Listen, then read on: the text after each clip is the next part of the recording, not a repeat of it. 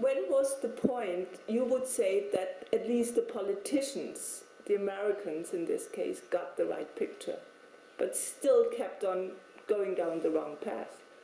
The Americans realized that they had made a big mistake. Actually,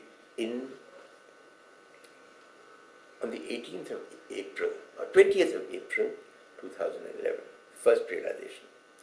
On the 20th of April, a bus, or actually according to the rebels, an armored personnel carrier of the Syrian army, was intercepted by them about 10 kilometers from Deraa and forced to a stop, and the soldiers surrendered. All the soldiers were killed, but they were killed by having their throats cut.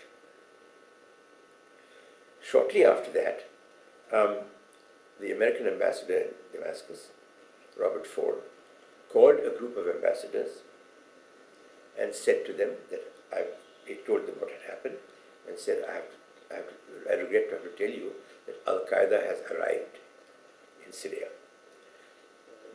Ford, without a shadow of doubt, must have informed the State Department,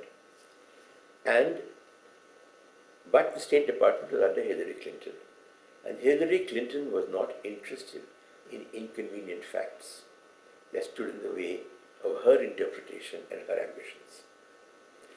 I will also add that what I've just told you is not simply the information I got from the Indian ambassador in Damascus, who was present at this meeting.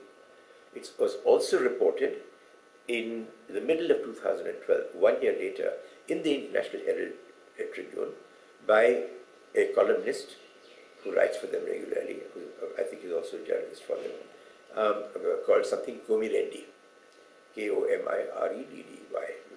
You can Google him and you'll find the article.